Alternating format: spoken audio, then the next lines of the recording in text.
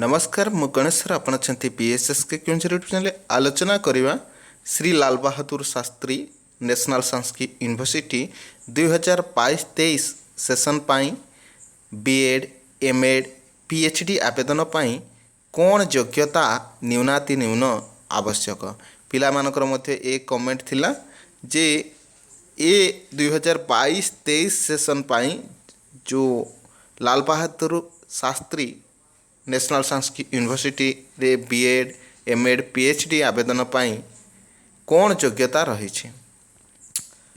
तेबे ए सूचना मु देवी निश्चिंत से संपर्क में आलोचना करवा आउ थे मध्य सूचना देवी जे आसंता जुलाई 2 तारिख रे ही ये लाल बहादुर शास्त्री नेशनल संस्कृत यूनिवर्सिटी रो प्रवेशिका परीक्षा इंटर्न टेस्ट दिनांक निर्धारण करा जायछि और आवेदन प्रक्रिया जहाँ देखा 1/4/2022 ठारू आरंभ होब आवेदन प्रक्रिया से प्रकार अंतिम दिनांक रही 30/4/2022 अर्थात एक मास समय दि जाए तेबे आसंता काली ठारू ही आवेदन प्रक्रिया आरंभ होउछि तेबे को माने आवेदन करि पारिबे पिला मानकर कमेंट रहिथिला निश्चिंत एलिजिबिलिटी जहाँ क्राइटेरिया रही से विषय आम आलोचना करिया।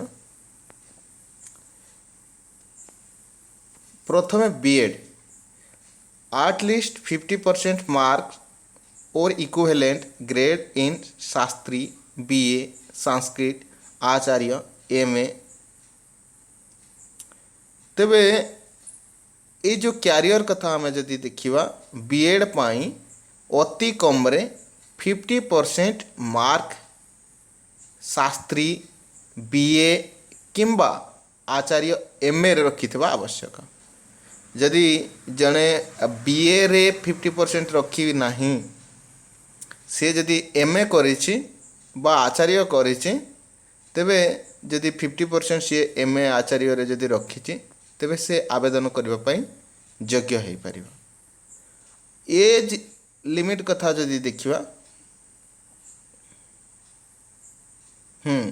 यहाँ मध्य स्पष्ट कर दिया जायछि those who are appearing for qualifying examinations can also apply. Those who are appearing for qualifying examinations can also apply.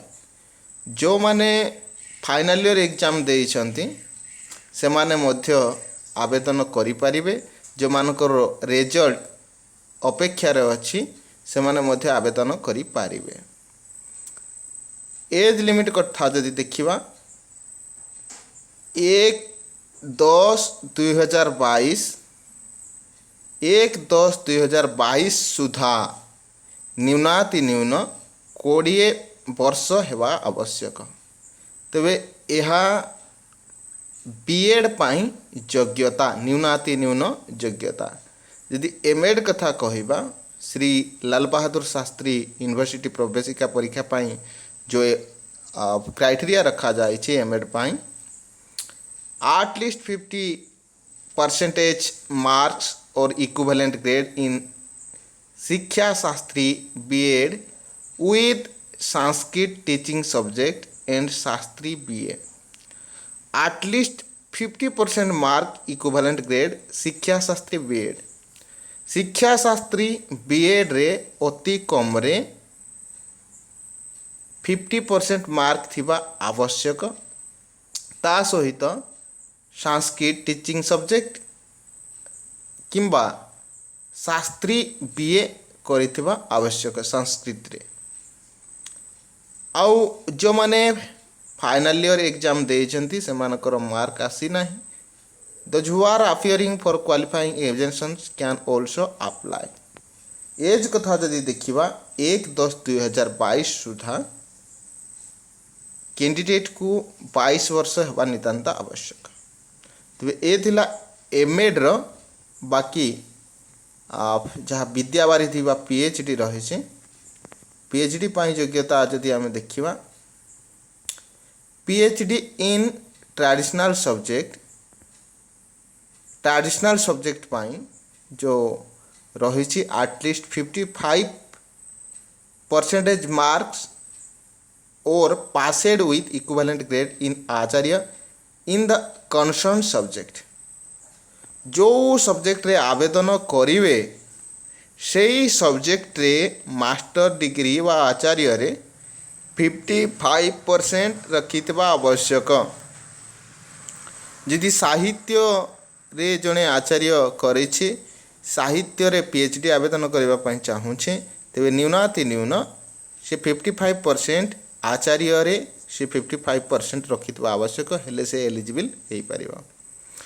और at least 50% mark or passed with equivalent grade in MA Sanskrit in subject with the specializations in applied shastra।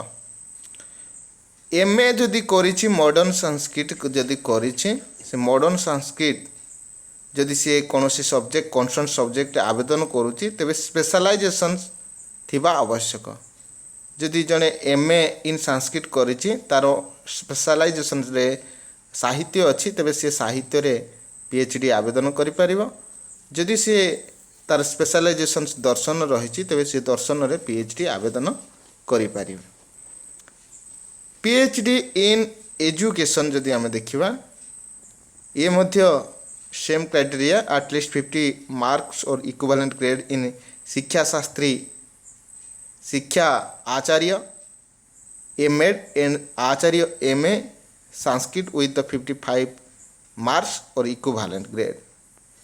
PhD in yoga जदि आमे देखिबा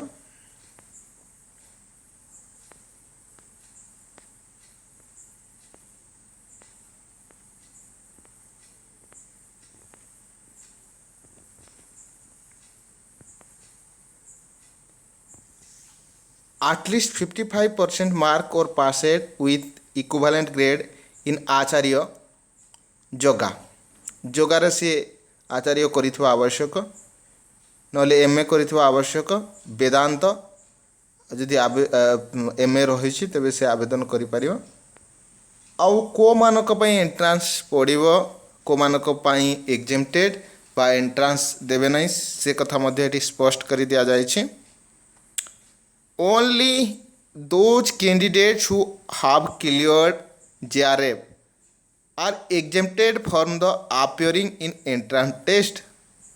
जो माने JRF qualify करिसेंती only जो माने exempted हेबे से माने JRF क्वालिफाई जो माने JRF क्वालिफाई करिसेंती से माने ही एग्जेम्प्टेड हेबे बाद पड़िबे एंट्रांस टेस्ट रु से माने डायरेक्ट भाइबा बा साक्षात्कार दे सिलेक्ट हो जिवे। नेट जो माने क्लियर करिसेंती से माने को एंट्रांस देबा में पड़िबो। एक क्वेश्चन थिला पिला मानकर तेबे नेट जहार अछि से माने एंट्रांस देबे। आउ जो माने JRF क्वालिफाई करछंती क्लियर करछंती से माने डायरेक्ट साक्षात्कार देबे। तेबे जो माने JRF क्वालिफाई करछंती however they have to appear for the subjective exam। JRF candidates must be fill online application with the required fee। जो माने JRF क्वालिफाई करछंती से माने जदियो से माने एग्जेम्प्टेड हेबे एंट्रांस टेस्ट रु परंतु जो एप्लिकेशन फी ता सहित आउ जहाँ रिक्वायर्ड अच्छी फीज से फीज गुड़ा को देवा पाई पड़िबो। ऑनलाइन रे आवेदन करी फीज गुड़ा को देवा पाई पड़िबो। ठीक अछि तेबे यहाँ ही सूचना ए होउछि श्री लाल बहादुर शास्त्री संस्कृत विश्वविद्यालय दिल्ली बीएड एमएड और पीएचडी आवेदन पाई योग्यता।